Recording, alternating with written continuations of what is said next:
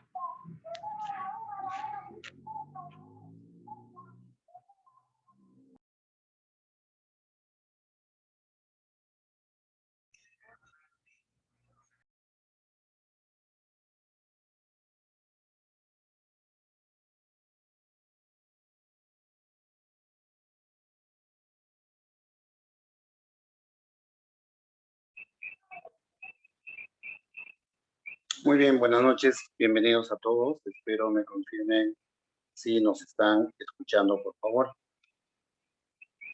Bueno, les habla Manuel Guerrero. Confírmenme si me oyen, por favor, en el otro lado. Sí, te escuchamos, profesor. Ok, profesor García, ¿cómo están? Bienvenido, buenas tardes.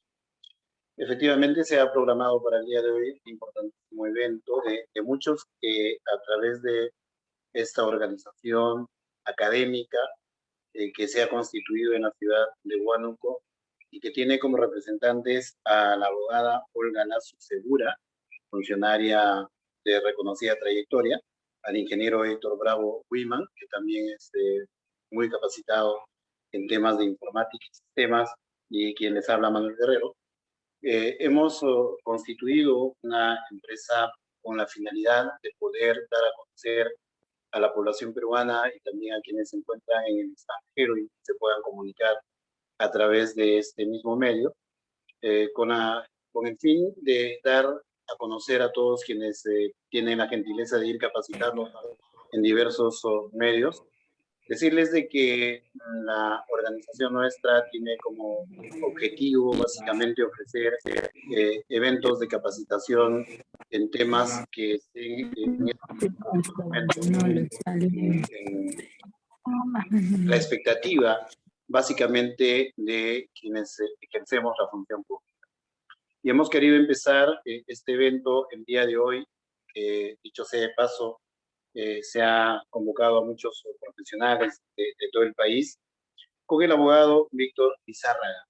Él es especialista, docente universitario, en todo lo que es la materia del procedimiento administrativo sancionador, tiene mucha experiencia en este tema y para nosotros es un gran honor contar con su presencia, toda vez de que como profesor universitario en una de las más prestigiosas universidades del país, es decir, la Universidad Continental, nos va a apoyar para poder hablar respecto de lo que es el procedimiento administrativo sancionador.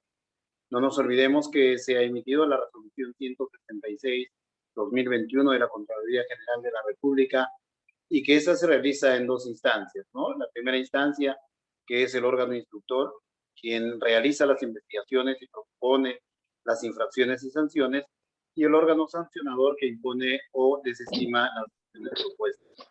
Y la segunda instancia sería el Tribunal Superior de Responsabilidades Administrativas y resuelve en última instancia las apelaciones presentadas por básicamente los servidores y funcionarios públicos.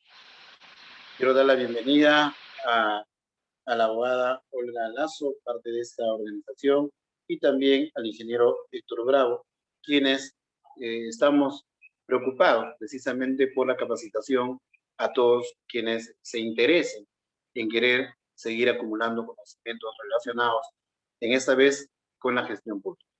Sin mayores preámbulos, voy a dejar en el uso de la palabra, ya está con nosotros, y felicitarlo y agradecerle pues, por su presencia oportuna al abogado Víctor Lizárraga, especialista en diversas materias de la gestión pública, para que toque el tema procedimiento administrativo sancionador.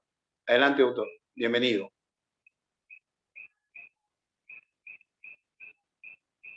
Perfecto. Muchísimas gracias, estimado doctor Manuel Guerrero. En verdad, para mí siempre va a ser un honor poder participar en estas iniciativas de carácter académica que vienen promoviendo. Estoy seguro que en la medida que estas actividades se vayan difundiendo, seguramente logrando tener el interés, ¿no?, de los diferentes funcionarios, servidores públicos, profesionales en general, van a contribuir realmente a mejorar competencias y habilidades de los funcionarios, de los servidores y en general de toda la ciudadanía interesada en conocer temas de derecho administrativo, función pública y entre otros.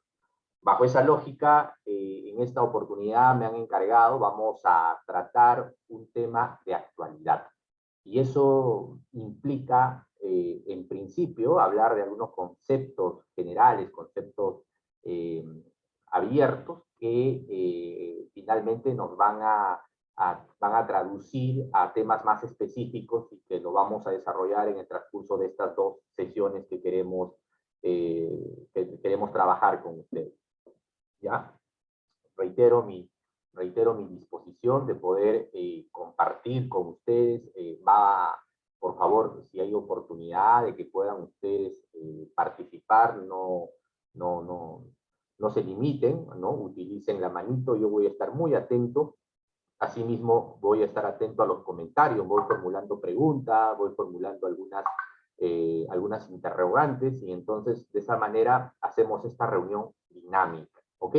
Entendemos que la pandemia nos ha llevado justamente a estos medios, pero la ventaja es que desde la comodidad de nuestra casa, desde el lugar donde nos encontramos, seguramente vamos a desarrollar con mucho éxito este importante seminario. ¿Ok? A ver, esperen un minutito, vamos a empezar. Les voy a, no sé si me pueden dar la facultad de hospedador, por favor.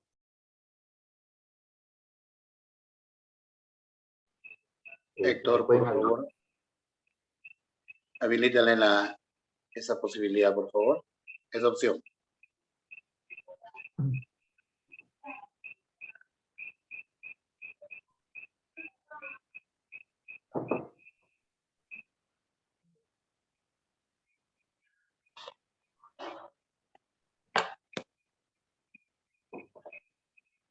Héctor, ¿ya le diste la opción al doctor? Sí, ya lo tengo. Muchas gracias. Ok, gracias a usted. Muchas gracias.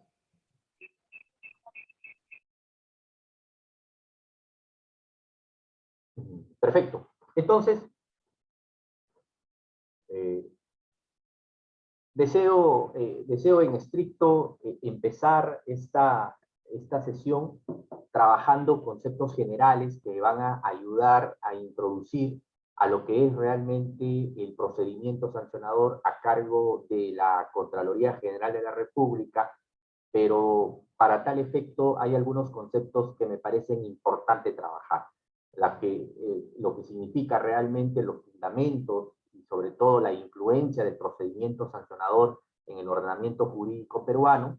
Posteriormente estaremos haciendo una evaluación o en su defecto desarrollando temas sobre tipos de control, modelos de control, y una vez con esta información, a través de un caso, introducirnos ya a la normativa, al reglamento, a la directiva más detallada, ¿correcto? Entonces, les planteo esta agenda que va a comprender estas dos sesiones que tengo acá. A ver, la primera, si ustedes perciben esta imagen, seguramente vamos a identificar varios fenómenos, ¿no? Una primera, donde existen diferentes jóvenes, ciudadanos, que están influenciados por diferentes medios de comunicación, las redes sociales, y cada uno pues concentrado en lo que personalmente le interesa. Esta imagen de alguna manera me permite también explicar qué cosa es el procedimiento sancionador y cuál es la influencia que tiene el actual procedimiento sancionador para poder comprender su magnitud y sobre todo su aplicación. Siempre formulo la pregunta, ¿no? ¿Ustedes creen que el procedimiento sancionador tiene sus propias categorías, tiene sus propios elementos, o es que tiene influencias? ¿Y quiénes son los que realmente influencian para su desarrollo, ¿no? Entonces, partamos desde esa perspectiva. Hace algunos años atrás escribí un libro justamente que lleva por título El procedimiento administrativo sancionador, y en el primer capítulo me atreví a hacer una evaluación del derecho sancionador en el Perú. Claro está, revisando previamente el libro del profesor Alejandro Nieto, un jurista español muy reconocido y de muchísimo prestigio, que en algún momento también hizo una evaluación de la situación del procedimiento sancionador español. Y este artículo de este profesor me inspiró también para que, bajo esas premisas que él en su momento enfocó, yo pudiera hacer algo similar, por supuesto con determinados matices y de acuerdo a nuestra realidad. En ese contexto es que concluyo en lo siguiente, que el derecho sancionador en el Perú es como un joven influenciado de varios sectores. Y en este caso particular, el derecho sancionador es influenciado por el Tribunal Constitucional, por el Poder Judicial, por las decisiones que se emiten en el marco de la convencionalidad, y me refiero específicamente a las decisiones de la Corte Interamericana de Derechos Humanos. Como podemos observar, cada una de estas instancias tienen objetivos, tienen fines totalmente diferentes, y en consecuencia sale a la luz una pregunta. y qué hace la administración pública, qué hace el sector público que tiene reconocido el poder sancionador para desarrollar sus propias categorías, sus propias estructuras. Por supuesto que está en un proceso de evolución importante, hay avances significativos que se vienen dando en estos últimos tiempos, especialmente con algunas reformas que se han implementado justamente para fortalecer la potestad sancionadora de la administración pública, ¿no? Y esta influencia específicamente se da primero en un marco de convencionalidad. Cuando me refiero a un marco de convencionalidad, lo debemos relacionar a las decisiones que ha emitido la Corte Interamericana de Derechos Humanos. A través de esta instancia internacional hay sentencias que recomiendo siempre su lectura si queremos entender el poder sancionador de la administración pública, y especialmente dos lecturas. Una primera, que creo que se hace necesario y obligatorio la lectura en razón a que es posiblemente el primer pronunciamiento que se da en este marco, que es el caso Baena Ricardo versus Panamá, una sentencia que tiene como propósito básicamente desarrollar la teoría del jus puniendi del Estado, y donde define en última instancia que el derecho sancionador y el derecho penal son lo mismo, y desde ese punto de vista los principios, las categorías tienen que aplicarse con determinados matices, respetando los propósitos y los fines que cada uno de estos tiene. ¿Ok? Entonces, esta es una sentencia, me parece, clave justamente para entender la teoría del jus puniendi del Estado. Y luego hay otra sentencia que también se hace necesario leer, y que es justamente la sentencia Leopoldo López versus Venezuela, el caso de un gobernador del estado de Miranda que al final es destituido también por la Contraloría y que le inhabilitan a poder ejercer cargo público. Entonces, esta sentencia trae a la luz un conjunto de principios, desarrolla la importancia del principio de legalidad, la tipicidad, el carácter de las sanciones, las diferencias entre las teorías que cada una de los fines del procedimiento sancionador se señala.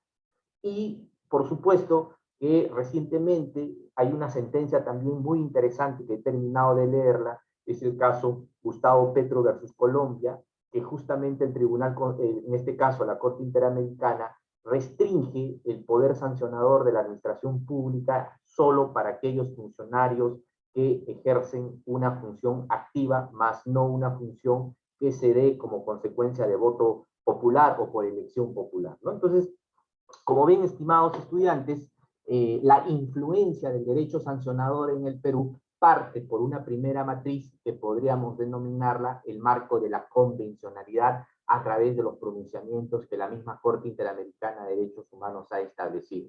Pero también existe otra influencia, y creo que esta es posiblemente la que más ha marcado el desarrollo y la evolución del procedimiento sancionador en el Perú, son los pronunciamientos emitidos por el Tribunal Constitucional.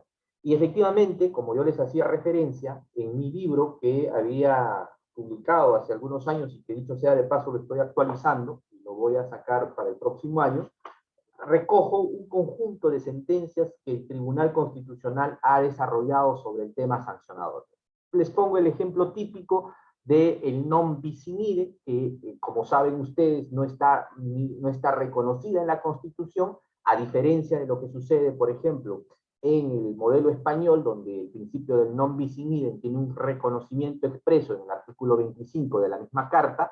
En el caso peruano no. Entonces eso obliga justamente a que sea el propio Tribunal Constitucional, en la sentencia 2050 del año 2002, que se encarga de un desarrollo muy interesante en torno a la inaplicación del non bis in idem, ¿no? Y que seguramente espero en algún momento comentarles como casos prácticos, porque también merece un estudio de este principio, donde nadie debe ser sancionado dos veces por los mismos hechos.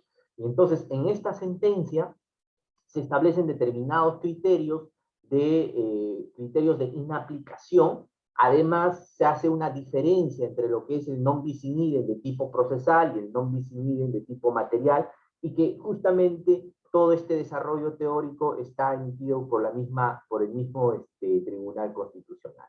Posteriormente hay sentencias que el tribunal desarrolla, por ejemplo, los principios de tipicidad y también los principios de, ¿no? Influencia en el desarrollo y evolución del paz. Ah, Elizárraga. Audio, si fueran tan amables, por favor. Un momentito, por favor. Sí, por favor. ¿Alguien tiene un...? Ya, ahora creo que sí. Gracias. Okay. Muchísimas gracias. Entonces decía definitivamente que las sentencias que emite el Tribunal Constitucional han contribuido al desarrollo del procedimiento sancionador y que éstas además se convierten en parámetros. Es necesario conocerlas porque su influencia ha impactado fundamentalmente en las decisiones de la administración pública. Y una tercera influencia, bajo este contexto que nosotros estamos observando en esta imagen, donde los jóvenes tienen influencia de diferente índole, para el procedimiento sancionador se da expresamente en las decisiones jurisdiccionales y no hay duda a través de los pronunciamientos de los jueces contenciosos administrativos. Como ven, estimados alumnos, la influencia del procedimiento sancionador ha estado en ese marco, convencionalidad, desde el marco de la constitucionalidad y un marco jurisdiccional. Y la pregunta es, quienes realmente deberían desarrollar sus propias categorías, sus propias instituciones, es la propia administración, la que ejerce este poder sancionador, a quien se le otorga esa facultad justamente para proteger bienes jurídicos, para sancionar y sobre todo para prevenir determinados hechos ilegales o hechos irregulares. En ese contexto es donde me permito también señalar que han habido pronunciamientos muy interesantes sobre el particular. Ejemplo claro es el Tribunal del Servicio Civil. A la fecha tiene más de 10 precedentes administrativos y ha desarrollado instituciones muy importantes como el tema de la prescripción, ha desarrollado la importancia justamente de aclarar las faltas de carácter abiertas o genéricas, como es justamente aquella que se imputa por la negligencia en el ejercicio de sus funciones y donde establece determinados criterios y parámetros que se deben aplicar. Define también un precedente que permite interpretar la aplicación del Código de Ética de la Función Pública, especialmente para la tipificación de las infracciones. En fin, vamos a encontrar en conjunto, también motiva seguramente hablar exclusivamente sobre los precedentes del Tribunal del Servicio Civil y también les invito a que puedan revisarlo y seguramente en una sesión adicional se pueda trabajar este tema. Pero fíjense ustedes, no solo el Tribunal del Servicio Civil se ha encargado de desarrollar instituciones importantes del derecho sancionador, sino también el mismo Tribunal de la Contraloría, que como saben ustedes, estas han sido prácticamente paralizadas como consecuencia de una decisión del mismo Tribunal Constitucional que declaró la inconstitucionalidad de las infracciones aprobadas en la ley número 29622. Y claro está que antes de la inconstitucionalidad de estas infracciones en esta ley, pues el Tribunal de la Contraloría sacaba pronunciamientos muy importantes.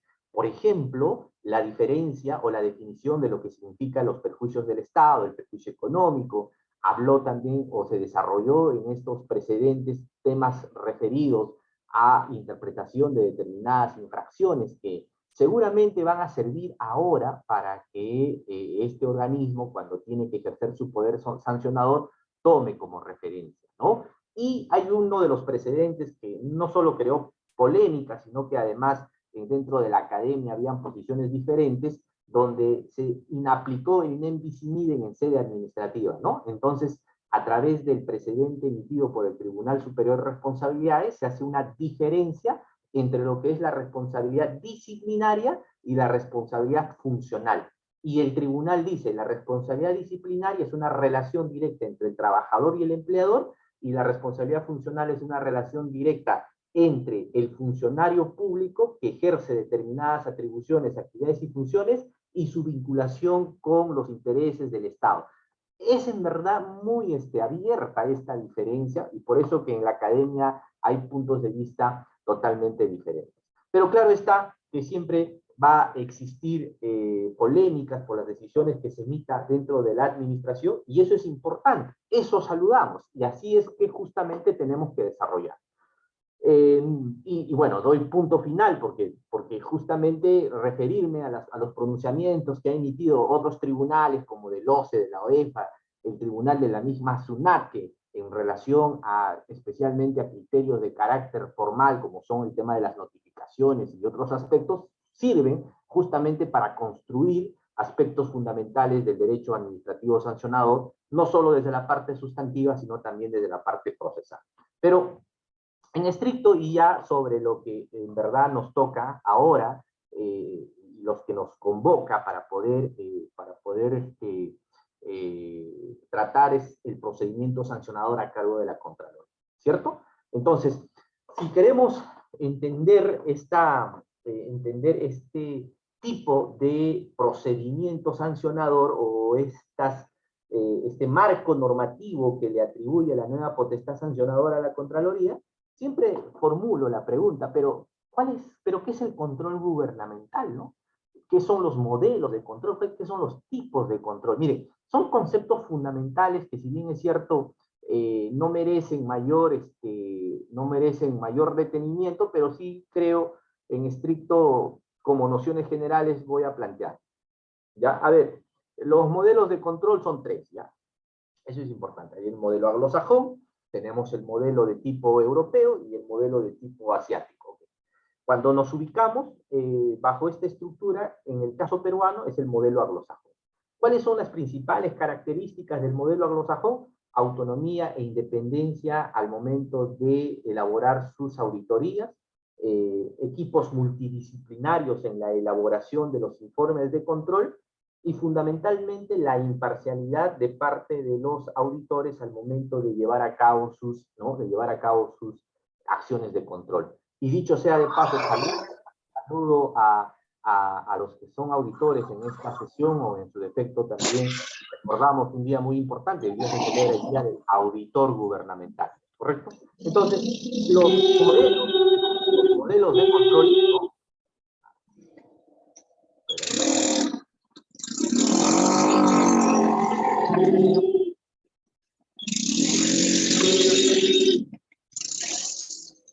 Por favor, parece que alguien tiene el micro abierto. Les pido, por favor, de que pongamos deshabilitado está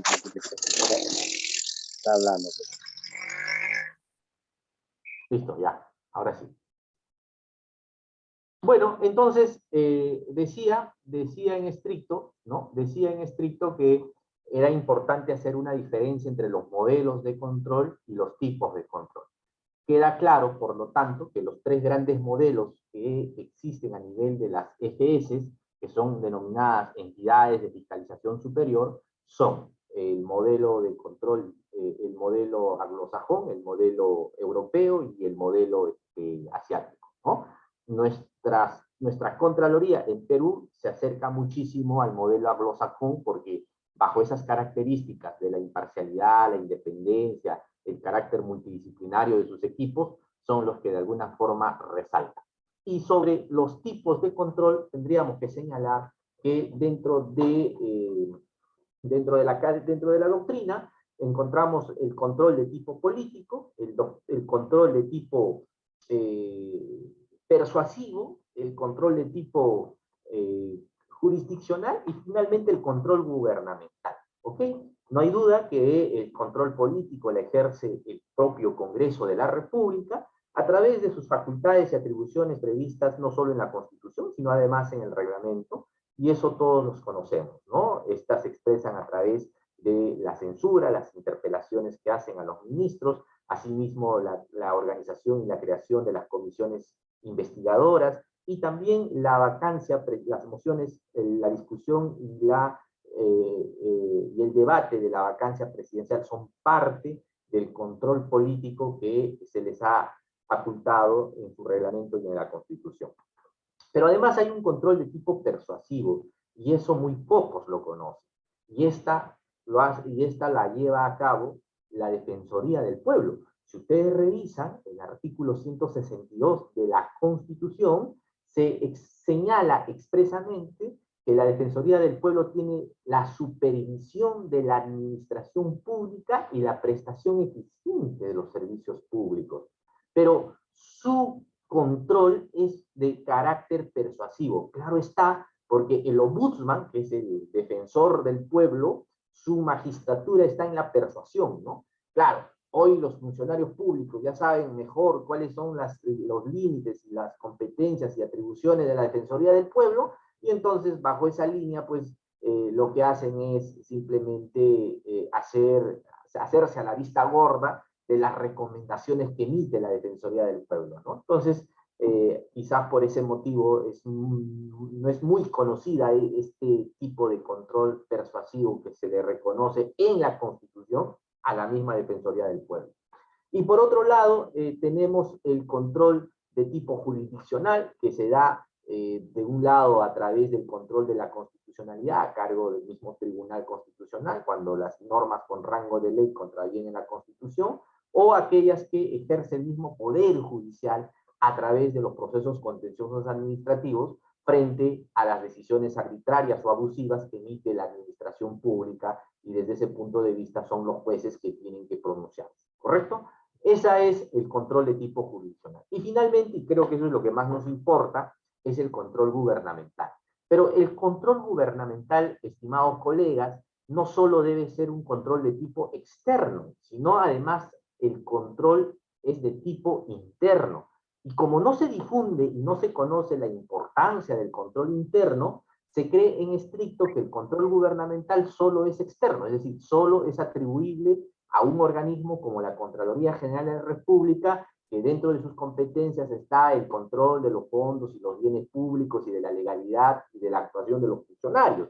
Pero el control interno en estricto se convierte en la primera línea, donde los responsables son los mismos funcionarios públicos, quienes bajo las reglas y las disposiciones establecidas por la Contraloría, establecen, organizan la propia entidad para evitar riesgos y sobre todo para enfrentar actos de corrupción que existen al interior de la propia organización. Pero claro, como el control interno muchas veces no es de interés y no está dentro de la agenda y además se considera que es una carga adicional, pues no les importa a los funcionarios que son responsables en su implementación de establecer determinadas políticas, determinadas medidas. La Contraloría señaló hace algunos años que solo el 25% de las entidades públicas a nivel nacional, regional y local habían logrado implementar su control interno. O sea, te demuestra claramente que el compromiso realmente de enfrentar los actos de corrupción, los fraudes, las irregularidades dentro de la organización a través de un esquema de control interno, pues es poco motivador para el propio funcionario. Ya. Eso no voy a hablar el día de hoy, control interno, que claro, también merece otro curso, merece un estudio sobre esta magnitud, sobre todo adecuándolo a las normas del COSO. El otro es el control externo. Aquí sí es interesante señalar que hablar del control externo es referirse justamente a las acciones de control que se realizan en el marco de la eficiencia y la eficacia y la protección fundamentalmente de los bienes y los recursos del Estado. Desde ese punto de vista, el control externo se manifiesta en tres grandes servicios de control, ¿no? El servicio de control preventivo o previo, el servicio de control simultáneo o concomitante, y el servicio de control posterior o conocido también servicio de control de legalidad. A ver, en relación a los servicios de control, tendría que señalar que para fines exclusivamente del procedimiento sancionador, solo nos abocaremos al servicio de control posterior. Y para poder entender cómo se aplican cada una de estas es de la siguiente manera. Antes de gastar la plata, se aplica el servicio de control previo. Cuando estoy ejecutando, ¿no? Estoy gastando la plata, el control simultáneo. Y después de haber terminado de pagar, ¿no? Recién se aplica el servicio de control posterior. Y es cuando, después de haber terminado de ejecutar, de pagar y de disponer de los fondos y recursos del Estado, es donde se identifican dos tipos de auditorías que son sujetos al procedimiento sancionador, que son la auditoría de cumplimiento y las auditorías de hechos específicos. ¿Qué diferencia hay uno entre otro? no solo por los tiempos, sino además por la carga probatoria y las evidencias que cada una de estas marca, ¿ok? Pero tengo que señalar específicamente, y ahora sí vamos viendo lo que realmente es la experiencia peruana sobre el procedimiento sancionado. Ustedes ven, por ejemplo, esta imagen, no sé si ustedes pueden visualizar, es un puente que al parecer ha sufrido determinados daños, y en ese contexto se hace una visita de control. Ustedes pueden observar, hay dos funcionarios de la Contraloría que están haciendo o están llevando a cabo una diligencia que se denomina visita de control. Seguramente están tomando fotos, hay algún especialista, un ingeniero que va a hacer las mediciones de los daños y entre otros aspectos, ¿correcto? Ahora bien, esta situación, por supuesto que también es sujeto de denuncias periodísticas y seguramente los medios de comunicación han hecho su reportaje respecto a las irregularidades en la construcción de este puente, y se ha advertido que los ganadores tienen una vinculación directa seguramente con el alcalde, y en ese contexto pues se necesita hacer una investigación para la identificación de las responsabilidades, tanto de tipo penal como también las responsabilidades de tipo administrativa o en su defecto las de carácter civil que se puedan también presentar. Pero observamos además que aquí existen muchos elementos, ¿no? Podemos observar que existe un puente abandonado, que no hay nadie a su alrededor, significa que esta obra ha sido paralizada, y hay que verificar también en qué estado está, cuál es el perjuicio económico que se ha producido al Estado, eso hay que definirlo seguramente a través de una adecuada cuantificación, y cuál es el perjuicio al Estado, porque fíjense ustedes, con esto se ha interrumpido el paso, el tránsito y la accesibilidad, entonces también se tendrá que dimensionar. Miren, situaciones como estas lleva a que el auditor tiene que hacer un trabajo de campo, serio, objetivo, tiene que recoger un conjunto de evidencias para poder determinar qué ha sucedido aquí, ¿no? Y seguramente en el informe de trabajo o en el informe de control, pues tendrá que demostrar si hubo o no favorecimiento para que esta empresa que ejecutó este puente, pues no cumpliera con los términos de referencia. Es una hipótesis, ¿no? O puede ser también que se ha dado como consecuencia de un hecho catastrófico, ha habido un temblor y como consecuencia de esto se han movido las estructuras. Pero bueno, tendrá que verificarse si realmente este puente estaba o no, reunía o no las condiciones antisísmicas. En fin, fíjense ustedes, o sea, esta imagen te da varios supuestos, pero lo que sí está claro es la intervención de un órgano de control, ¿no? En este caso es la Contraloría como ente rector del Sistema Nacional de Control, que tiene que hacer esa verificación y posteriormente solicitar información a los que han estado a cargo de la construcción de este puente, el área usuaria, los proveedores, los supervisores, etcétera, y empezar a construir. Y si como consecuencia de esta situación identifican responsabilidad penal, porque ahí vamos a suponer, identifican delitos de negociación incompatible o delitos de colusión cuando está aprobada, pues esto tendrá que ser remitida a la Procuraduría y tendrá en ese contexto que formalizar la denuncia para que el Ministerio Público pueda, a través de sus competencias, iniciar el proceso penal. ¿Ok? Si hay una responsabilidad de tipo civil es porque hay un daño, hay un menoscabo al patrimonio identificado por los funcionarios involucrados, entonces la demanda tendrá que presentarse ante el mismo Poder Judicial y que continúe sus procedimientos. Pero si existe responsabilidad de tipo administrativa y funcional, vamos a suponer que no se cobró, no se aplicó las penalidades, o en su defecto,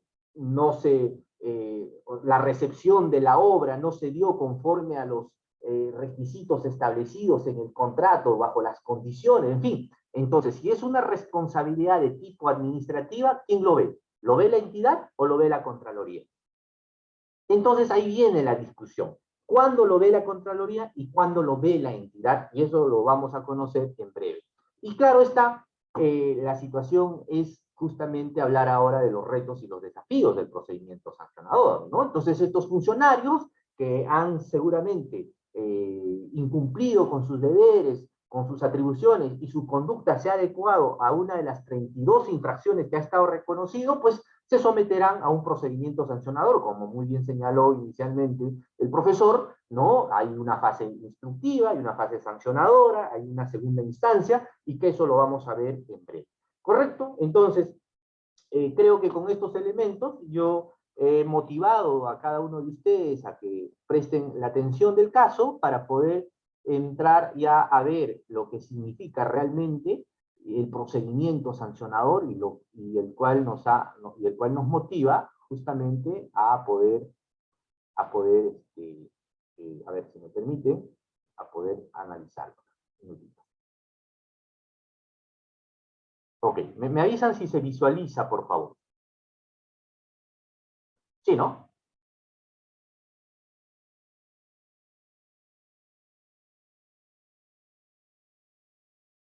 Ok.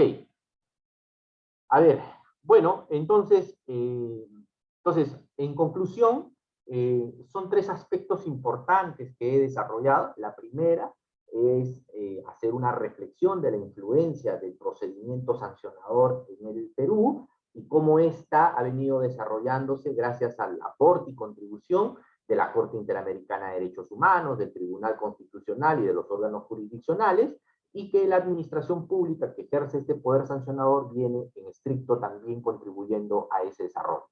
Luego he considerado importante hacer una diferencia entre lo que significa tipos de control como modelos de control, y bajo esa lógica empezar a enfocar qué es el control gubernamental y desde esa perspectiva donde específicamente podemos ubicar el procedimiento sancionador, y he finalizado en estricto con un caso práctico para entender cuándo hay una responsabilidad de tipo funcional, cuándo hay una responsabilidad de tipo disciplinaria, y que merece a partir de ahora conocer en estricto cómo se operativiza el procedimiento sancionador de la Contraloría. Bajo esa lógica, no sé si tienen alguna duda, yo encantado de también poder escucharlos y poder conversar con ustedes, y si tienen algunas preguntas, pero sobre todo conocerlos a ustedes, ¿no? Si me permiten, para mí siempre es importante saber con quién estoy, porque de esa manera también vamos fortaleciendo y vamos aprendiendo, porque esa es la educación. La educación virtual, en la medida que nosotros participamos, logramos que sea sostenida, ¿ya? A ver, vamos a empezar con Fiorella. Un gusto saludarte, Fiorella. No sé si te podrías, no sé, nos podrías indicar cuáles son tus expectativas, o si tienes alguna duda, o no sé si nos podrías comentar en relación. ¿Qué te ha parecido esta primera parte? Porque ahora vamos a entrar a una parte ya más densa, ¿no? Más formal. ¿Qué tal, Fiorella? Un gusto conocerte.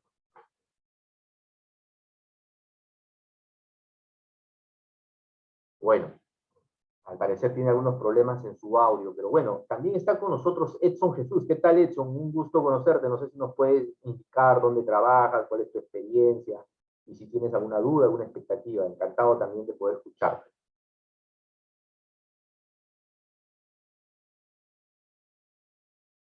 Edson Jesús. Perfecto, perfecto. Bueno, a ver, aquí sí vamos a acertar. Vamos a acertar con Jorge Mendoza. Jorge, qué gusto saludarte. No sé si también podrías indicarnos, ¿no?, tu experiencia y conocerte, porque la idea es eso, ¿no? También tener una relación muy, muy directa, ¿no? Adelante, Jorge. Buenas noches, gracias por los conocimientos que nos está brindando, y creo que es de mucha valía para la actividad, sobre todo en las instituciones públicas, que muchos de nosotros profesionales, tanto en derecho y otras profesiones también, nos permiten realizar nuestra labor y ver las consecuencias de algunas actividades y cómo es el procedimiento administrativo sancionador, sobre todo, ¿no? Que va a brindarnos que podamos, así como desempeñar adecuadamente nuestras funciones, también poder, de ser el caso, a hacer valer nuestros derechos, suponiendo que sean maltratados o violentados por los que están encargados de llevar a cabo los PAS, ¿no?, los procedimientos administrativos sancionadores. Perfecto, Gracias. Jorge. Muchas gracias, Jorge. Encantado, por supuesto, de escucharte y a través de este medio también conocerte. ¿Cómo estás, Julián García? Un gusto saludarte. No sé si nos puedes indicar también tu experiencia y tu expectativa en este curso. Sí, muy buenas noches a todos. En realidad, este es un tema muy interesante. Entiendo de que esta es una preocupación de toda la población, ¿no? Cuando vemos las obras abandonadas, así como presentó en la imagen, de ese tipo de obras hay bastante. Y nada, me pareciera que existe una indiferencia también de parte del Estado, o son las propias normas que limitan que se activen pues esas obras, ¿no? Alguien decía hay que destrabar, pero ese destrabar se involucra al Poder Judicial, y el Poder Judicial está corrompido y nada puede hacer pues el Estado finalmente como Estado, aun cuando tiene todo el poder, pero nada se puede hacer y tenemos muchas obras a nivel nacional y es preocupante. Y ojalá pues con estas normas al menos se podría hacer algo, ¿no? Al menos limitar a esas constructoras que se asocian con otros, siguen trabajando con el Estado. Algo se tiene que hacer, pero yo entiendo de que el Estado debe imponer su autoridad en este aspecto. Y felicito porque estos temas van a tratar de repente pues de caer o calar en la conciencia de los que hacen gestión pública, ¿no? Esa es mi opinión. Gracias. Muchas gracias, Julián. Efectivamente, ¿no? Como usted muy bien señala, la imagen de alguna manera eh, nos, nos lleva a varias reflexiones, ¿no? ¿Qué acciones debemos tomar para destrabar las obras? ¿Cuál es el procedimiento para castigar y sancionar a los funcionarios responsables de esta situación? Muy interesante tu participación, Julián. Olga, adelante, te escuchamos. Y buenas noches, Víctor. Agradecerte por compartir tus conocimientos con nosotros de manera tan clara. Víctor, yo no soy especialista en el tema y bueno, lo que quisiera preguntarte es lo siguiente. Nosotros sabemos que en el sistema de compras estatales, de servicios, existe ciertas irregularidades vinculadas con la corrupción, ¿no? Y lamentablemente muchas veces se dice no hay que generalizar, pero lamentablemente es un tema generalizado, ¿no? En este aspecto, el sistema de compras, la Contraloría o los estudios han determinado el nivel de corrupción estadísticamente, no solo por el lado del sector privado, que ofrece o tiene que gestionar ciertos patrimonios de manera informal, digamos, y por el lado de los funcionarios también, y entendemos que es una incidencia alta, ¿no? La pregunta es, ¿existen planteamientos para cambiar este panorama, para cambiar el sistema de compras? A ver, muchísimas gracias, Olga, por la pregunta. En verdad, les doy una primicia, ¿ya? El Ejecutivo acaba de presentar un proyecto de ley al Congreso de la República para modificar la ley de contratación. Y en estricto merece estudiar cuáles son esos alcances. Lo que busca de alguna forma con esta nueva ley de contrataciones es que sea más efectiva, que sea una ley de contrataciones más simple, que se reduzcan determinados plazos, que se simplifiquen y sobre todo que se fortalezca la compra de Estado a Estado. En fin, sería interesante, seguramente no soy especialista en tema de contrataciones públicas, pero sí como un conocedor del derecho administrativo nos interesa saber cuáles van a ser las principales políticas en relación a la nueva reforma en el marco de las contrataciones con el Estado. Eso en principio. Y en relación a tu pregunta, ¿qué es lo que tenemos que hacer y cómo tenemos que enfrentar? A ver, aquí existe una lógica aquí tenemos que entender un ecosistema anticorrupción. El ecosistema anticorrupción no solo está enfocado en lo público, en el Poder Judicial y en la Contraloría. Claro está, son actores fundamentales dentro de este ecosistema. Pero hay un actor que lamentablemente no está muy motivado y su participación es muy exigua, es muy limitada. Y me refiero fundamentalmente a la ciudadanía. Y la ciudadanía debe ser parte de este ecosistema anticorrupción. Por eso es que en la medida que existan no solo normas o herramientas que motiven e incentiven, por ejemplo, denunciar actos de corrupción o participar activamente, seguramente vamos a contribuir no a erradicarla, ni mucho menos a resolver el problema de la corrupción, pero creo que un logro importante sería disminuir la corrupción. Pero esto, en la medida que entendamos que este ecosistema anticorrupción no solo debe ser formal, sino sobre todo la ciudadanía es la que tiene que tener mayor participación, mayor protagonismo, y desde la esfera formal darle las herramientas más idóneas. Se ha procurado dar herramientas, como por ejemplo a través de la ley número 29622, que es la ley de protección al denunciante en el ámbito administrativo.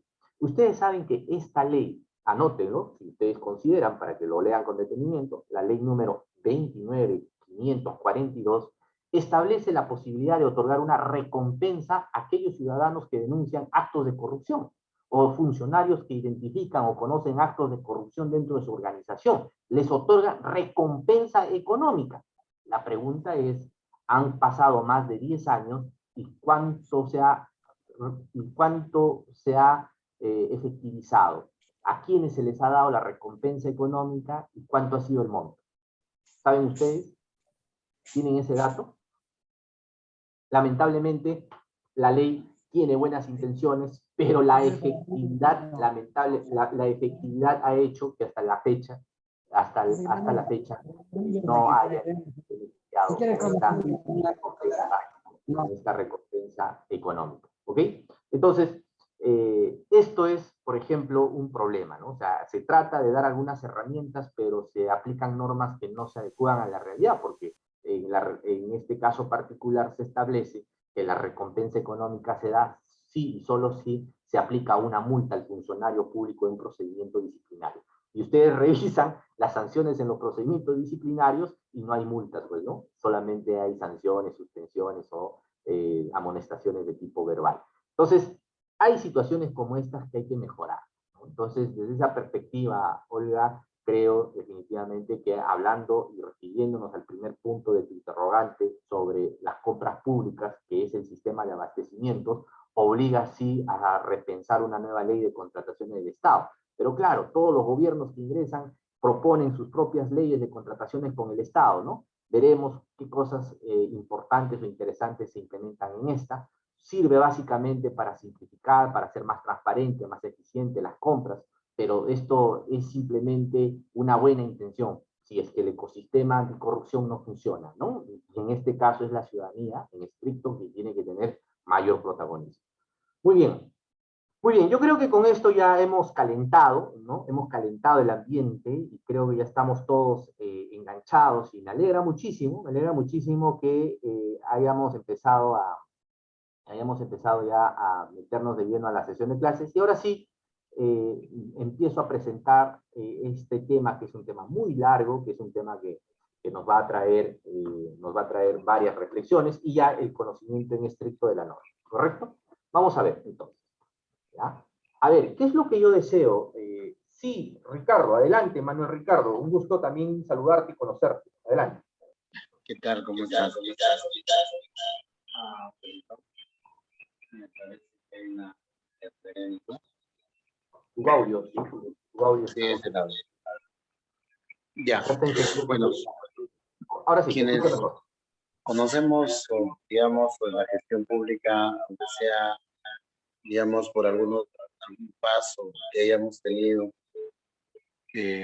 como empleados, o tal vez algunos que han tenido más suerte de ocupar cargos gerenciales, etcétera.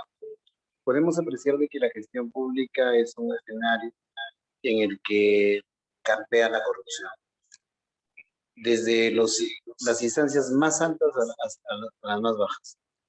Por eso es de que en algún momento la Contraloría había establecido sanciones que es necesario conocerlas. Algunas por acción y otras por omisión. El solo hecho de omitir alguna disposición, por ejemplo, que esté relacionada con el cumplimiento de funciones y, a pesar de conocerlas, no aplicar o no sancionar y también genera una responsabilidad. Entonces, eso es lo que nosotros quisiéramos, digamos, ya veo que en las diapositivas que estás presentando nos van a poder aclarar. Sin embargo, no podemos dejar de decir que prácticamente, tal vez me podría atrever a pensar de que en el 99% de instituciones del Estado se cometen acciones que lindan con la legislación y con la normatividad y sobre todo con la moral. Por eso es importantísimo de que se tenga que precisar cuáles son las sanciones administrativas a las que está sujeto un empleado del Estado. Eso era una especie de comentario, nada más. Gracias. Perfecto, Manuel. Definitivamente hay que conocer cuáles son esas infracciones, esas faltas, pero a través de determinados casos prácticos voy a describirlo. Y comparto con usted que no solo hay conductas por acción, sino también por omisión, y en su mayoría, ya voy adelantando, ¿no? La mayor parte de las infracciones y las faltas de tipo administrativo o disciplinaria se presentan por omisión, es decir, por negligencia en el ejercicio de sus funciones. Muy bien, entonces vamos a presentarles a ustedes, en este caso, ¿no? Vamos a presentarles lo siguiente. A ver, lo que, no sé si se visualiza, sí. Ok, en esta ocasión, es que ustedes van a tener la posibilidad de aplicar las instituciones jurídicas y componentes de todo lo que implica el procedimiento sancionador, con énfasis en las modificaciones recientes que han sido incorporadas a la potestad sancionadora atribuida a la Contraloría General de la República. ¿Ok? Al finalizar estas dos sesiones, ¿ya? Al finalizar, usted estará en toda la capacidad de poder identificar las principales modificaciones, procedimientos, en qué casos me van a sancionar, cómo me van a sancionar, cuáles son las principales características, qué debo hacer, qué no debo hacer, y sobre todo, porque en estricto el procedimiento sancionador es una cosa y otra muy distinta, el procedimiento disciplinario, haremos en su momento una diferencia sobre estas dos instituciones. ¿Ok? Entonces, eso es lo que vamos a lograr. Y vamos a desarrollar en base a estos tres grandes aspectos, ¿no? El marco normativo del procedimiento sancionador y sus principales modificaciones. Vamos a hablar también de cuáles son las fases, las instancias del procedimiento sancionador. Y finalmente vamos a hablar de los procedimientos y las potestades especiales. ¿Correcto? Entonces son estos tres grandes temas que van a desarrollar y que sobre estas vamos a llevar adelante nuestras sesiones de trabajo. ¿Ya? Marco normativo, fases e instancias del procedimiento sancionador, y cerramos con los procedimientos y las potestades especiales. A ver, pero vamos siempre con una pregunta, ¿no? ¿De qué forma consideran ustedes que se puede optimizar la potestad sancionadora? A ver, ¿cómo hacemos o qué acciones tomamos para que la potestad sancionadora de la administración pública se pueda optimizar, pueda ser más eficiente, más eficaz, ¿no? He iniciado, recuerden ustedes, hablando de la influencia de la potestad sancionadora, y les he comentado cómo ha venido evolucionando, y entonces ahora sí me atrevo ya a preguntar, ¿no? ¿Cómo se puede optimizar la potestad sancionadora? Hay dos maneras de optimizar. Una, que el procedimiento sea más eficiente, que el procedimiento sea rápido, que se tramite, claro está, con las garantías que establece la Constitución y la propia norma. Otra, que el procedimiento sancionador sea de tipo preventivo, y que las sanciones que se impongan de alguna forma eviten que se vuelva a cometer las mismas infracciones. Y en ese contexto, que se difunda y que se ponga en conocimiento que este funcionario ha sido inhabilitado, ha sido expulsado de la administración pública porque incumplió estos hechos ilegales y irregulares, ¿no? Entonces, a esa figura se denomina la prevención de tipo general. Muy bien, pero veamos bajo esa lógica, ¿no? Bajo esa lógica, ¿qué cosa es el procedimiento sancionador a cargo de la Contraloría? ¿Cuál es su marco normativo? y sobre todo poder tenerlo bien claro definido desde cuándo empieza a tener vigencia. ¿Ok?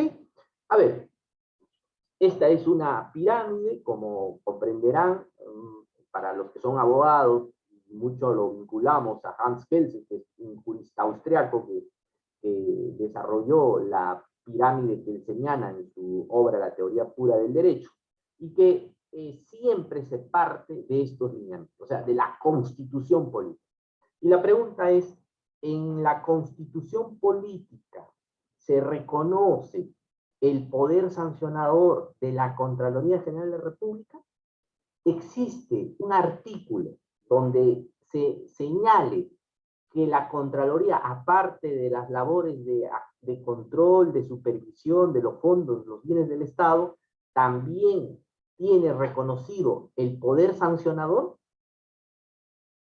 ¿Qué dicen ustedes? A ver, revisen su constitución o en su defecto algunas opiniones. ¿En la constitución existe algún articulado sobre el particular? No lo vamos a encontrar, como tampoco la vamos a encontrar para la potestad sancionadora que ejerce la SUNAT, como tampoco para la potestad sancionadora que ejerce Indecopi, que ejerce OEFA, que ejerce hasta la misma SUNAFIL. ¿Por qué? Por una sencilla razón.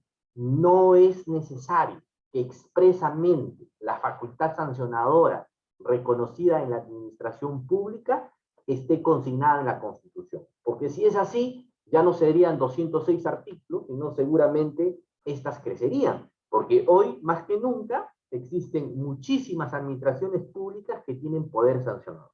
Pero sí hay un requisito fundamental, y esto sí que debe quedar claro. A ese requisito se le denomina reserva de ley.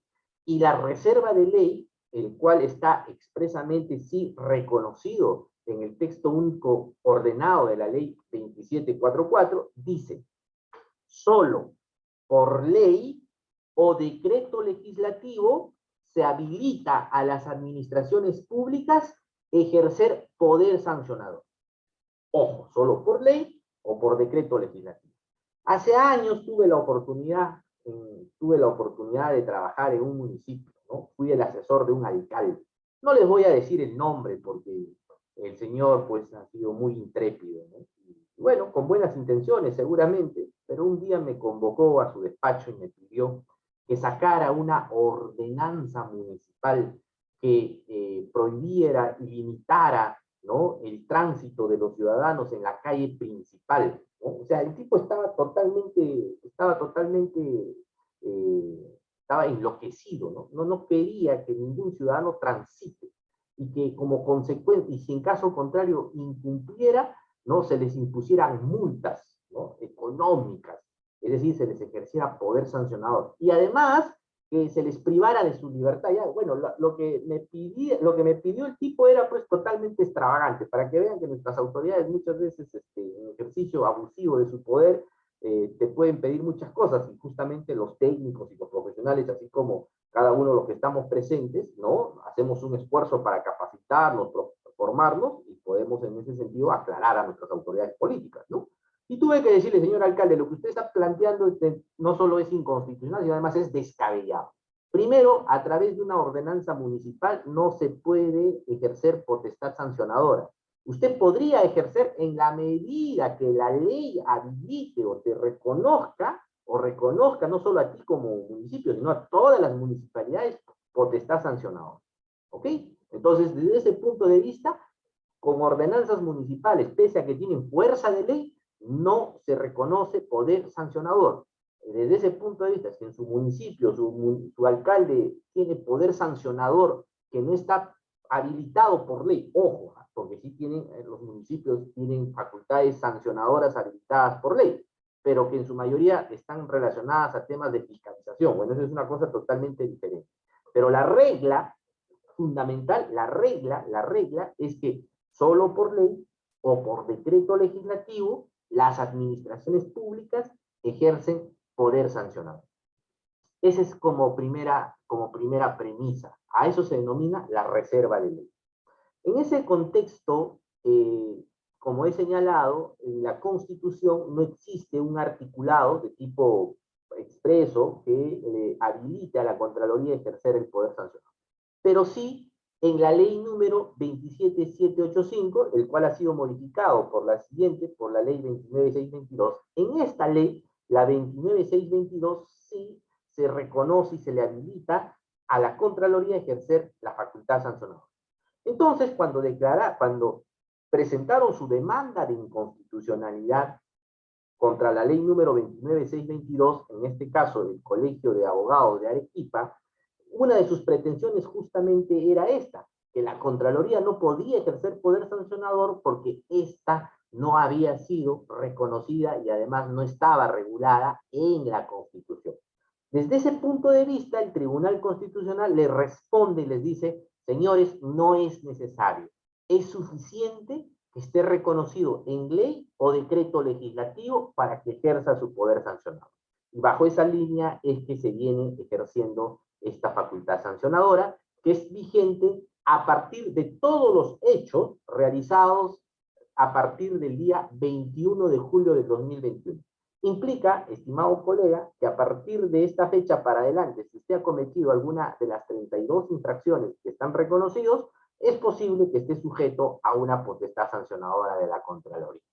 Infracciones tales como el ejercicio, el incumplimiento de sus deberes, como el aprovechamiento del cargo, como por ejemplo el uso inadecuado de los bienes del Estado, como por ejemplo no haber hecho tu declaración del conflicto de intereses. Si usted ya no ha hecho su declaración de conflicto de intereses, es posible que en algún momento, si es que se hace la verificación, le puedan hacer un procedimiento sancionador. ¿Ya? Este es otro tema que también merece ver otros detalles. Bueno, y bajo esa lógica, entonces, el Congreso de la República saliente, ¿no? El Congreso saliente, que tuvo una duración aproximadamente de un año y un poco más, aprobó esta ley, ¿no? La ley número 31.288, ¿correcto? Anoten, esta es la ley a través del cual se le habilita a la Contraloría a ejercer un poder sancionador por responsabilidad administrativa funcional. Y vamos a ver en ese contexto cuáles son sus principales características, ¿ya? Sus principales características. Primero, ha sido publicado el 20 de julio del año 2021. Por ese motivo es que les manifiesto que todas las conductas que se presentaron a partir del día siguiente, es decir, a partir del día 21 de julio para adelante, en ese contexto, pues se adecúa a estas 32 infracciones, los cuales pueden llevarte, o las cuales, perdón, pueden llevarte a inhabilitación como tipo de sanción. Quiere decir que te pueden inhabilitar hasta 5 años. Y si la inhabilitación es mayor a 6 meses, dice el reglamento, prácticamente se rompe tu vínculo contractual y se produce tu muerte civil. Bye bye.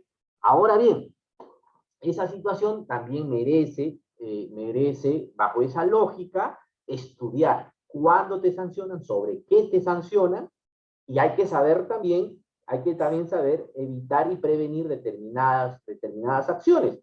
Y qué bueno que participen en este curso, porque ustedes finalmente ya saben qué no hacer, qué hacer, y además adelantarse a situaciones que en un futuro puede lamentarse.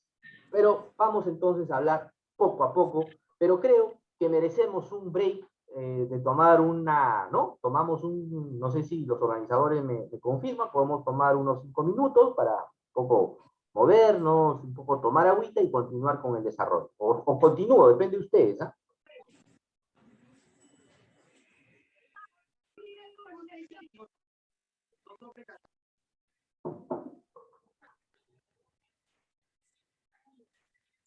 Yo creo que estaría bien que nos tomemos 5 minutos, Víctor. Dale. Muy bien, entonces estamos incorporándonos a las 8:15 y continuamos. Continuamos.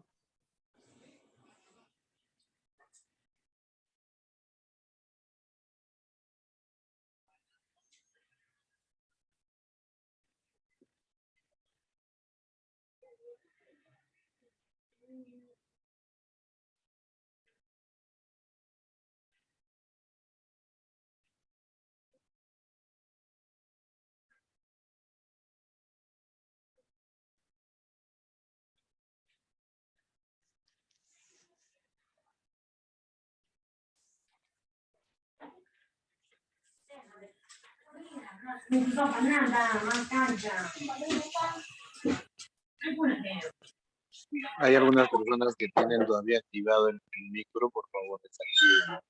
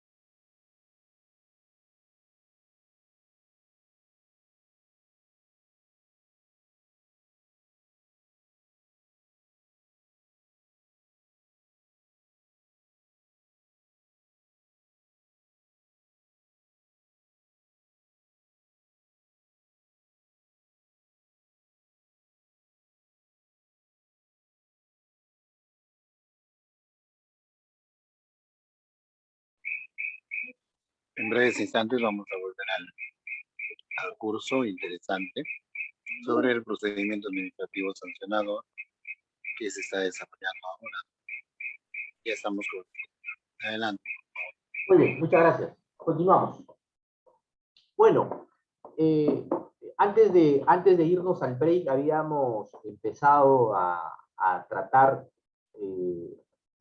a desarrollar temas sobre los fundamentos de la potestad sancionadora del Estado, a identificar cuáles son sus principios más importantes. Y si ustedes se han percatado, ya hice referencia a una de estas, que es el principio de legalidad y fundamentalmente la reserva de ley, donde donde se señala que solo por ley o decreto legislativo se habilitan a las administraciones públicas a ejercer el poder sancionador. También habíamos empezado a reflexionar en qué casos se aplica la responsabilidad funcional y en qué aspectos podríamos decir que hay una responsabilidad disciplinaria. Pero bueno, vamos entonces a continuar con el desarrollo de esta sesión y en estricto vamos a hablar de lo siguiente. A ver, la responsabilidad administrativa funcional solo se identifica como consecuencia de un servicio de control posterior. Recuerden, si ustedes han estado atentos en mi exposición, había hecho una diferencia o había explicado de lo que eran los servicios de control, ¿no? Cuando antes de que se pague la plata, disculpen la tautología, antes de que se hace el gasto, ¿no? O se efectúa el gasto, es control preventivo. Cuando se está efectuando el gasto, control simultáneo, y después de haberse pagado, control posterior, ¿cierto? Ok, entonces, la responsabilidad administrativa funcional se identifica en servicios de control posterior. ¿Ya? Voy a utilizar el puntero, vamos a ver si... ¿ah? Para poder... ¿Ok? Listo. Entonces, ojo, la responsabilidad administrativa funcional, ¿ya? Vamos a ver, un minutito, por favor. Acá está.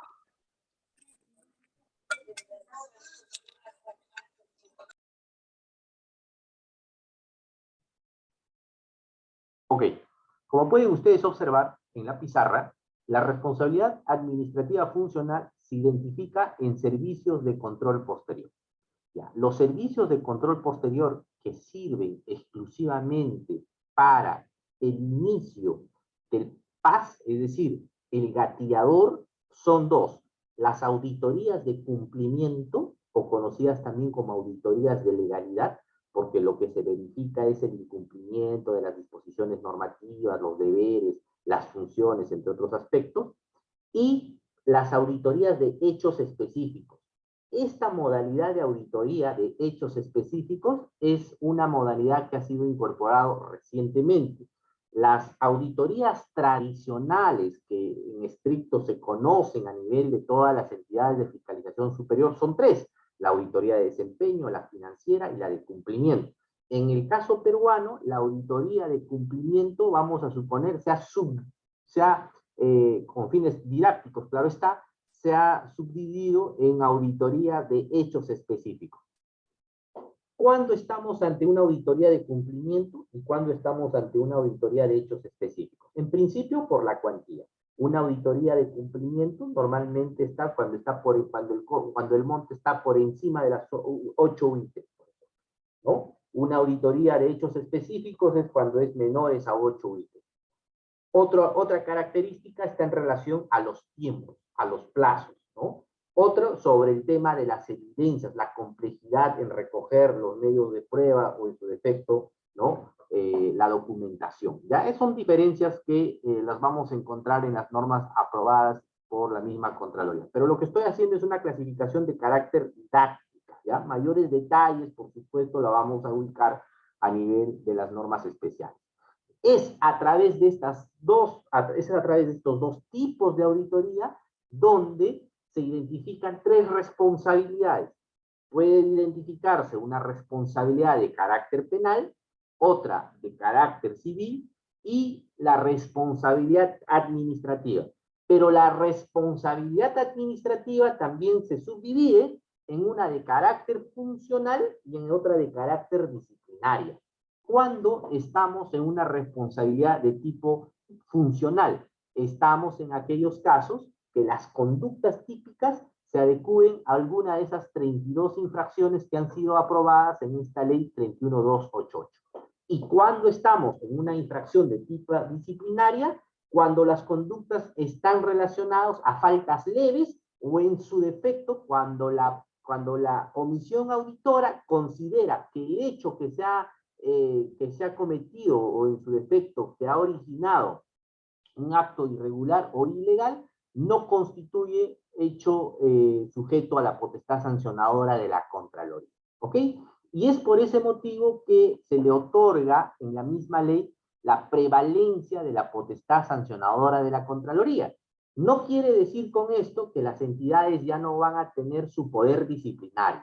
Me preguntaban, es decir, a partir de ahora ya las entidades no van a procesar, no van a investigar y sancionar por el incumplimiento de los deberes funcionales.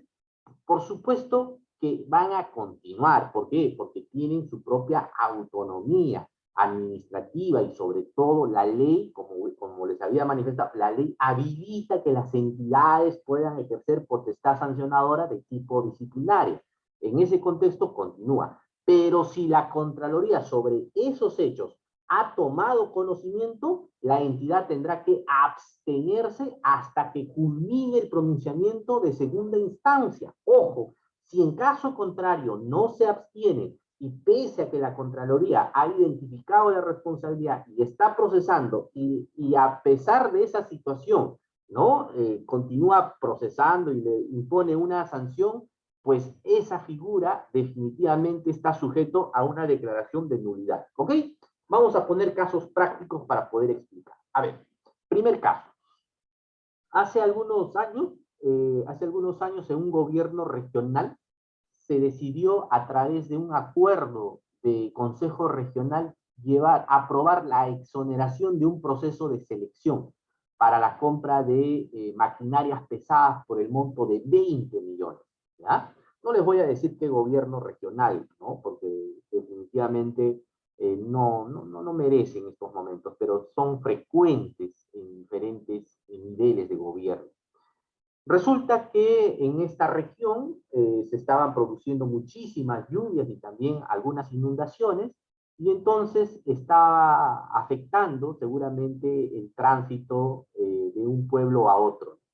Entonces, el gobernador regional aprovechó esta situación justamente para solicitarle al Consejo Regional que lleve a cabo un proceso de exoneración a la contratación de maquinarias pesadas y poner a disposición del pueblo. ¿Ok? Pues bueno, el OCE, que es el organismo superior de contrataciones con el Estado, que es el ente rector, que es la autoridad que finalmente establece las reglas, los lineamientos, que interpreta, supervisa la normativa de contratación, le dijo al gobernador regional: señor, no existe causal para exonerar esta contratación o esta compra de maquinarias pesadas. No se cumple. No, señores, hay mucha lluvia, se está inundando, y en ese sentido sí se adecúa a la causal establecida por la ley. En este caso, los del OCE, por escrito, ¿no? Le enviaron su opinión manifestando que no había causal, ¿ya?, para el proceso de exoneración. Pese a esta situación, el gobernador logra obtener la autorización del Consejo Regional. Claro está, la mayoría eran partidarios y eran parte de su grupo de este gobernador, y aprobaron por mayoría. Aprobaron por mayoría exonerar un proceso de contratación por 20 millones de soles para la compra de maquinarias pesadas. Correcto. ¿Y quiénes eran los beneficiados? Luego, en las investigaciones, eran finalmente proveedores que tenían o que habían participado en el financiamiento de la campaña política del gobernador. A ver, veamos esta situación. Esta situación, para que se dé un proceso de exoneración, pues tiene que haber determinados arreglos, ¿no?, institucionales. Tiene que haber opinión legal, tiene que haber opinión técnica, tiene que haber acuerdo de consejo, tiene que haber un acto resolutivo, etc. O sea, y entonces, para que se pueda presentar todo este proceso, intervienen varios funcionarios. Primero el funcionario primero el área usuaria, posteriormente la oficina de administración, la opinión legal del área de asesoría legal, el secretario, o sea, intervienen todos, correcto. Si ya el OCE, ¿no?, el organismo superior de contrataciones con el Estado, le dice a la entidad que no existe causal para exonerar un proceso de contratación de esta naturaleza y que exhorta que se lleve a cabo un proceso de selección, puesto que la causal que están señalando no es la idónea, ni siquiera está establecida en la propia normativa, ¿no? Pese a eso, incumplen. Pues bueno, para que vean ustedes de que si esto sucede a nivel regional, a nivel local, seguramente la situación debe ser peor, ¿ya? Pero en ese contexto se llevó a cabo este proceso de exoneración, se adjudicó, se compró, claro, directamente, porque no había un proceso de selección, ya había el proveedor y estaba conocido, era conocido y se le asignó más de 20 millones por la compra de maquinarias pesadas, correcto. Entonces, la Contraloría hace su informe de control, verifica, ¿no?, reúne todos los medios probatorios, identifica la responsabilidad de tipo penal, la responsabilidad de tipo administrativa, y en la responsabilidad de tipo administrativa, pues, remite todos estos actuados a su órgano instructor. Pero la entidad, como siempre, nos gusta sacarle la vuelta a la ley, o queremos tener actitudes criollas, pues se adelanta a los hechos. ¿Qué sucede? Sucede que la entidad procesa a todos estos funcionarios, ¿no?, llámese gerente de administración, asesor legal y todo lo que estaban incluidos en el informe de control, les inician una investigación e imponen una sanción. Y la sanción que les impone es de suspensión de 3 días. A uno, a otro de 5 días, a otro de 30 días. Funcionarios que incumplieron lo dispuesto por el OCE. Además, contravinieron con lo que señalaba las causales de las contrataciones, de la exoneración para las contrataciones. Y sobre todo, que causaron perjuicio al Estado por más de 20 millones, porque en estricto esta situación, si se hubiera llevado seguramente a un proceso de selección, hubieran habido mejores postores y habría habido seguramente una mejor oferta para el Estado, pues terminó en suspensiones de 3, 5 y en algunos casos de 30 años. Pregunto, esa situación no puede seguir esperando, no puede seguir presentándose. Es por ese motivo que ahora con la ley 31.288 se ha establecido la prevalencia de la potestad sancionadora de la Contraloría sobre la decisión que tomen las administraciones. Porque la administración, su gobierno local, regional, sus ministerios, muchas veces se adelantan, imponen una sanción, y cuando se les está procesando, dicen: un momentito, señor, no me puede usted procesar 2 veces por los mismos hechos. Por lo tanto, yo invoco el non bis in idem. Es decir, no puedo ser sancionado 2 veces por los mismos hechos. ¿Cómo que no puede usted ser sancionado 2 veces por los mismos hechos? Entonces ahí viene una discusión doctrinaria, académica, jurisprudencial, y que de alguna forma se ha resuelto con esta ley, la ley 31.288, donde dice: si la Contraloría inicia el procedimiento sancionado, usted se abstiene. Y si usted ya ha iniciado, suspende todo. Y si usted ha sancionado, ojo, si usted ha sancionado, muy bien, pásame su resolución. Esto me va a servir como un insumo, pero no me prohíbe ni me limita a que yo pueda ejercer mi poder sancionador. En conclusión, hoy la Contraloría tiene mayor poder para poder disciplinar y ordenar la casa en el sector público. Ahora bien, ¿cómo se aplica? ¿Cómo lo hacen? Ya ese es otro tema, ¿ya? Pero estamos aquí simplemente describiendo cuáles son esas reglas que se han presentado. Asimismo,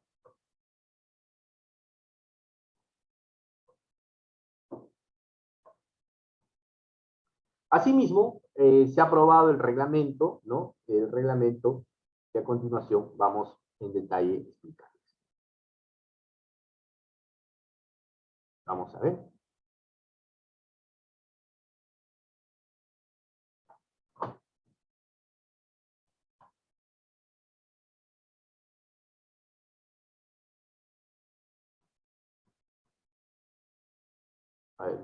Me parece que se ha colgado la... Uy, creo que se colgó la máquina. Ah, no. Listo.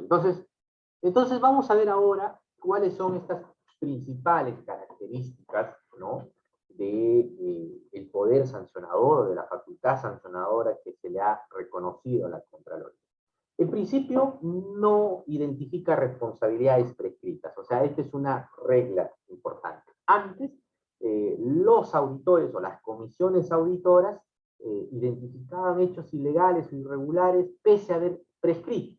Yo, en algún momento, cuando tuve la facultad o tuve la atribución de ser jefe del órgano instructor Lima y Provincias, justamente yo les decía a los auditores, ¿para qué me mandan casos ya prescritos? No, es que de todas maneras es importante que tú te pronuncies. Ya bueno, pues efectivamente no había una ley que les diga o que expresamente señale que si ya está prescrito no pueden identificar la responsabilidad, ¿no? Y entonces yo tenía que emitir la resolución y declarar la prescripción. Pero bueno, la comisión auditoria hacía su chamba, notificaba y hacía toda esa parrafernalia administrativa para que recién yo pueda declarar. Pero ahora por lo menos se van a ahorrar, o por lo menos ya está proscrito, que situaciones o hechos que han prescrito no deben estar sujetos a una identificación de responsabilidad. ¿Y cuándo se da la prescripción? Se da en aquellos casos que después de haberse producido los hechos hayan transcurrido más de 4 años, ¿ok? Transcurrido más de 4 años, ¿no?, a la fecha, si es que no se llegó a accionar o operativizar, los hechos han prescrito. Ya tienen que pasar 4 años. Asimismo, el TCRA son las siglas del Tribunal Superior de Responsabilidades Administrativas, ¿ya? El Tribunal Superior de Responsabilidades Administrativas se convierte en un órgano resolutivo de la Contraloría, ¿ok? Asimismo, dentro de sus características principales, está la función incumplida consta en normas publicadas. Este es importantísimo, por favor. Resalten si es posible, en su defecto, tómenlo en consideración. Solo existe responsabilidad funcional que estará a cargo de la Contraloría en la medida que el funcionario o el servidor público haya incumplido funciones y que éstas además estén publicadas, porque claro está que hay funciones que ejerces y no están publicadas en normas formales, no están publicadas ni en ley, no están publicadas ni en reglamento, ni en ordenanzas, nada de eso. Entonces, si no está publicado, si tus funciones no están reguladas, no tienes responsabilidad funcional. Así de claro, señores. O sea, solo usted tiene responsabilidad administrativa funcional si es, primero, funcionario o servidor público. Segundo lugar, si sus funciones, ojo, si sus funciones o atribuciones estén regulados en ley o reglamento, o en su defecto, en sus normas de gestión interna, ¿no? Llámese el reglamento de organizaciones y funciones conocido como ROF.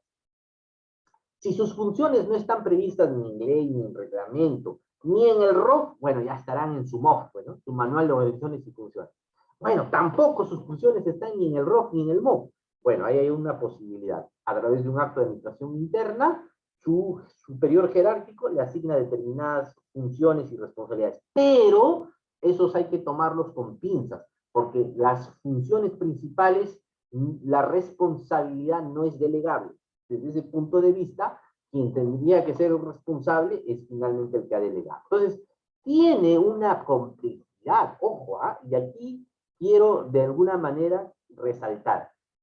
Solo tiene usted responsabilidad de tipo funcional que estará a cargo de la Contraloría siempre en cuando, y eso sí, lo resalto, siempre en cuando sus funciones y actividades estén previstas en normas, o en algún dispositivo interno, o en algún contrato, ¿ya? Pero que además, estas, si son normas, tienen que estar publicadas. Esa es la principal característica. Asimismo, se establece una eficacia diferida de la sanción en el caso de las autoridades elegidas. Quiere decir, si por ejemplo se lleva a cabo un procedimiento sancionador, se impone una inhabilitación, pero esta persona es elegida por elección popular, bueno, se suspende y retoma el cómputo de su sanción hasta que pueda terminar su mandato, ¿ya? Luego, la inhabilitación superior a 6 meses, si te imponen una inhabilitación a 6 meses, prácticamente supone el vínculo jurídico, el rompimiento del vínculo jurídico con la entidad. Implica en consecuencia que si tú estás bajo el 728, te despiden. Si estás bajo 276, por supuesto que se rompe ese vínculo laboral y en consecuencia te separan de la administración pública, ¿no?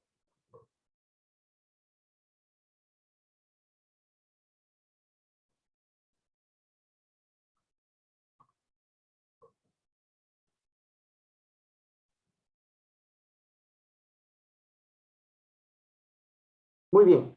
¿Cuáles son esas principales modificaciones y que estas en estricto están en relación a su reglamentación? ¿Ya? Miren ustedes, hay dos reglamentos, ¿no? El reglamento 100 del año 2018, que ha quedado derogado, y el reglamento 166 del año 2021. Y esto sirve básicamente para poder hacer una diferencia y saber qué es lo que nos depara ahora y antes qué había, ¿no? Entonces, ayuda muchísimo a entender mejor el procedimiento sancionado. Veamos. La primera, en este caso, es que antes había un solo procedimiento, y el procedimiento era de carácter sumario. Identificaban, vamos a suponer, un hecho irregular, que era rendición de viáticos. Este es un caso típico, ¿no? La comisión auditora verificaba los viáticos, y en ese sentido encontraba pues irregularidades, ¿no? Documentación falsa o en su defecto boletas adulteradas. Ok. Se identificaba un perjuicio al Estado y desde ese punto de vista se iniciaba un procedimiento sancionado. Ahora, esto de alguna manera ya, y eso lo veremos más adelante, se ha modificado. Ha habido una oportunidad que un órgano instructor de la Contraloría, por un perjuicio al Estado de 50 soles, iniciaron un procedimiento sancionador y finalmente impusieron la sanción, ¿no? Si hubiera estado bajo mi competencia, yo no lo aperturaba por el principio de materialidad. Pero esto ya se ha resuelto, ya se ha establecido que cuando hay un perjuicio por encima de las 8 UITs, recién interviene la Contraloría. O si es menos a 8 UITs, eso queda en materia disciplinaria, ¿ya? Esa es otra característica. Miren, ya les he dado una PEPA. La primera PEPA es solo hay responsabilidad funcional siempre en cuando tus atribuciones, actividades y funciones estén establecidos en normas, dispositivos legales, etc.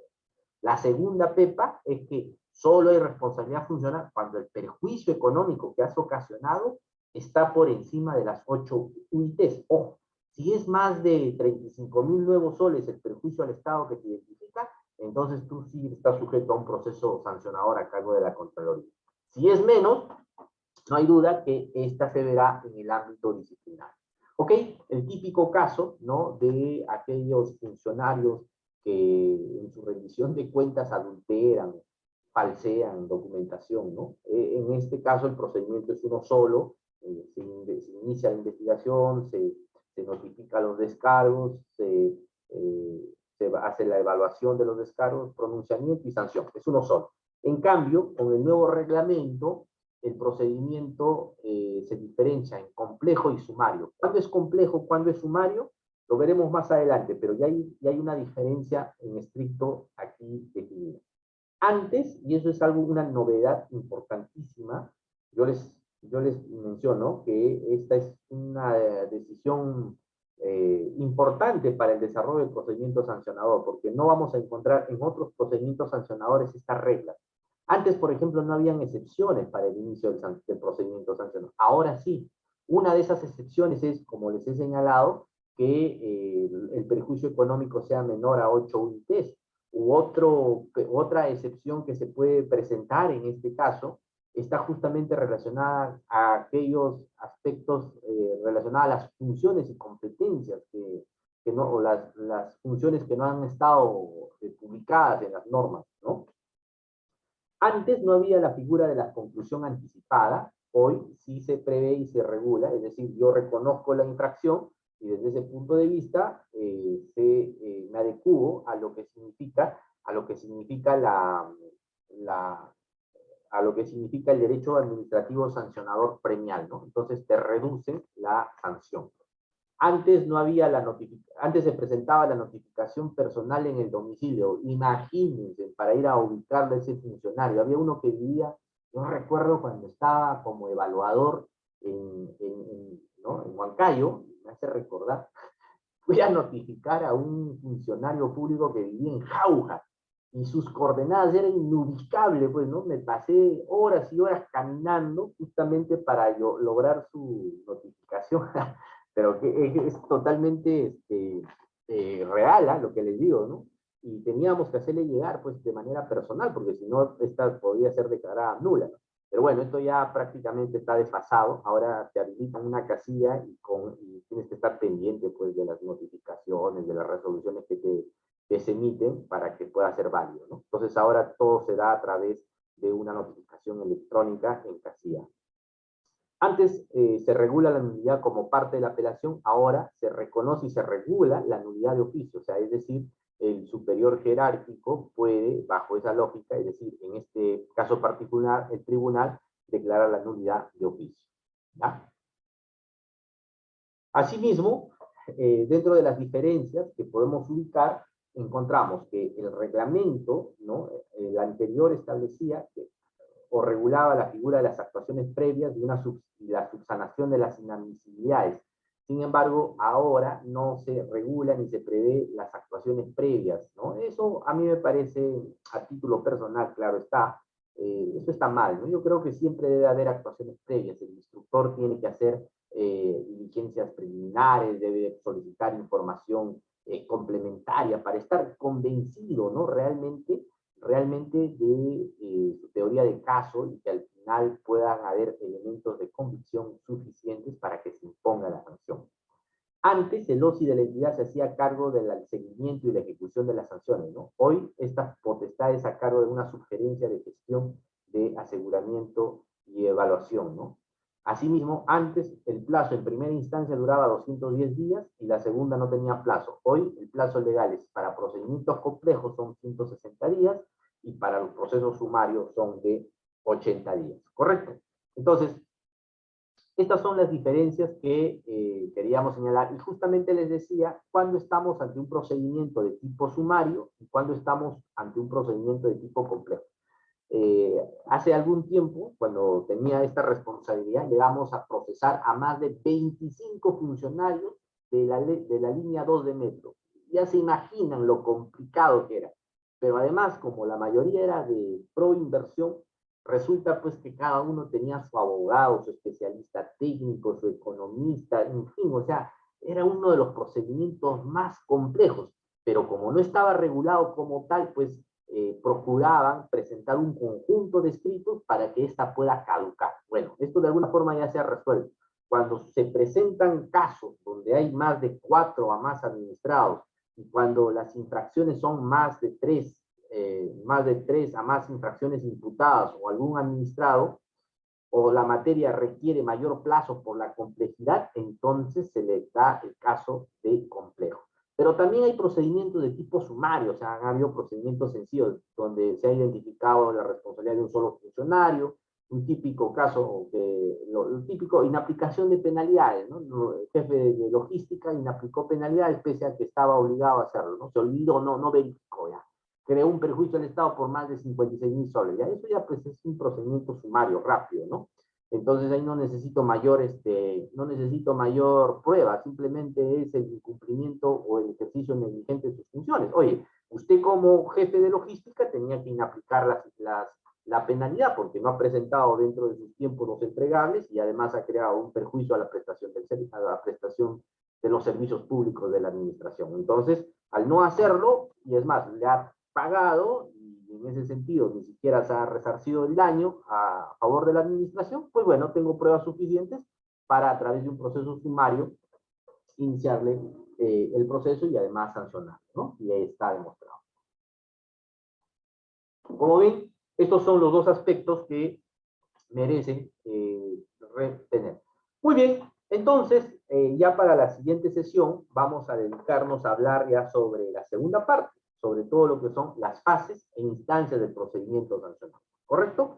Pero quiero hacer un resumen hasta aquí de los puntos que hemos tratado y quizás si hay una rueda de preguntas poder absolver. A ver, estimados amigos, 3 cosas importantes que debe quedar claro en relación al procedimiento administrativo sancionador. 3 cosas así puntuales que nos va a servir muchísimo. La primera es que solo si las funciones y atribuciones están reguladas en normas, disposiciones internas o contractuales, hay responsabilidad funcional. Si no están previstas, reguladas o contempladas, no hay responsabilidad funcional. Fíjese usted ejerce función pública, ¿cierto? Usted trabaja seguramente, o si es que trabaja en algún organismo público, en una entidad del Estado. ¿Sus actividades están reguladas en el ROC? ¿Están previstas en alguna norma o en un contrato? Si están reguladas, pues ahí sí preocúpese porque va a tener responsabilidad funcional. Pero si no, tranquilo, pues no tiene responsabilidad funcional. La responsabilidad funcional solo opera cuando tienes funciones y tienes atribuciones expresamente señaladas. Por ejemplo, el típico caso, el gerente municipal, sus funciones están claramente expresadas no solo en la Ley Orgánica de Municipalidades, sino también en el propio ROC de la entidad. Ahora bien, hay entidades que no tienen ROC. ¿Qué pasa en ese caso? Bueno, en ese caso, cuando las entidades no tienen su ROC, se aplica la ley general. Porque, por ejemplo, esa entidad sí tendrá sus jefes de logística. Y las responsabilidades de los logísticos, ¿dónde están? En la ley de contrataciones con el Estado. Tendrá tesoreros. ¿Dónde está su responsabilidad de tesorero? En la directiva de tesorería. O sea, por una o por otro lado, hay que saber conocer y hay que sobre todo identificar adecuadamente cuáles son sus funciones siempre y cuando no tenga su rol. Esa es la primera regla que quería mencionar. La segunda regla está referida a las características principales del procedimiento sancionador. Y estas tienen como propósito, básicamente, identificar la responsabilidad en la medida, claro está, en la medida que superen las 8 UITs. Quiere decir, en consecuencia, que si el perjuicio al Estado es gravoso y que en estricto estas merecen ser procesadas, bajo esa lógica recién se encamina. Pero si es menos de 8 UITs, entonces será a través de un proceso de tipo disciplinario a cargo de la propia entidad. Y desde ese punto de vista, si la sanción que se impone es mayor a 6 meses, ¿no? Mayor a 6 meses, prácticamente se rompe el vínculo laboral. En consecuencia, hay una muerte civil en el ámbito administrativo, ¿ya? Ese es el segundo aspecto que quiero que quede de alguna forma claro. Y el tercero es que la diferencia que se ha hecho entre un procedimiento de tipo sumario y complejo sirve de alguna manera para un procesamiento más eficaz. Pero como también les he señalado, la eficacia se da porque ahora hay un procedimiento de tipo electrónico que habilita una casilla electrónica, hay un procedimiento donde también se reconoce la figura de la terminación anticipada, es decir, yo reconozco mi infracción y por lo tanto me disminuyen la sanción que me deben imponer. Y que esto seguramente lo vamos a seguir desarrollando ya en el transcurso de la próxima sesión que quería yo comentarles, no sé, mañana por una cuestión de agenda y porque yo voy a estar en una ciudad, voy a estar en Chaclacayo, y de Chaclacayo a Lima aproximadamente voy a llegar en 2 horas o 3 horas, y como yo les decía a los organizadores, puede ser que llegue muy tarde y al final complicamos todo. Yo les quería pedir, no sé si me permiten, por favor, el día jueves continuar en el mismo horario, ¿no? O sea que no tendríamos ningún inconveniente. Si en caso contrario, la otra alternativa sería, pues, que mañana podamos trabajar no a las 7, sino con razonabilidad y viendo las complejidades que hay acá a las 9 de la noche. No sé, ¿qué opinan ustedes? Olga, no sé si podríamos ponernos de acuerdo para cerrar este tema.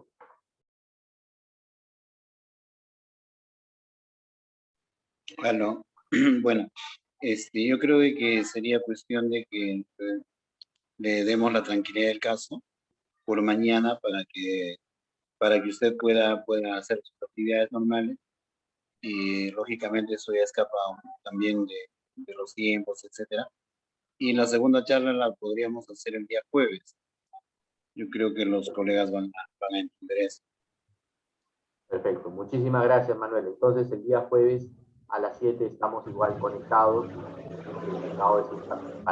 Bueno, quiero saber si tenemos Sí, algunas preguntas. Víctor, disculpa, buenas noches, te saluda Olga. Para agradecerles a los invitados y bueno, indicarles que por un tema de tus tiempos, la sesión de mañana se va a trasladar al día jueves, pero que la sesión del día de hoy se va a repetir mañana, así que seguramente tienen otros invitados, otros colegas a los cuales pueden compartirles esta exposición que va a ser transmitida el día de mañana y el jueves completamos la segunda sesión. Así que esperamos la participación para el día jueves al igual que hoy día y mañana que inviten a sus colegas, ¿no? Perfecto. Perfecto, Olga. Entonces, bueno, yo encantado. No sé si tienen alguna duda, alguna pregunta. Creo que he desarrollado la parte introductoria, como ven ustedes, ya de la potestad sancionadora. El día jueves empezaremos a tratar ya la parte más específica de cómo desde el inicio, desde el momento de la repetición de inicio, las características que debe tener, cómo defenderse ante un procedimiento sancionador, cuáles son los límites de un órgano sancionador, qué debemos hacer en ese procedimiento, qué no. Entonces eso ya lo estaríamos dejando para el día jueves y poder cerrar este importante curso que se ha organizado. No sé si tienen dudas, preguntas, si no, yo encantado también de cualquier cosa a través. Yo voy a alcanzarles a los organizadores materiales, lecturas para poder reforzar los temas que hemos tratado.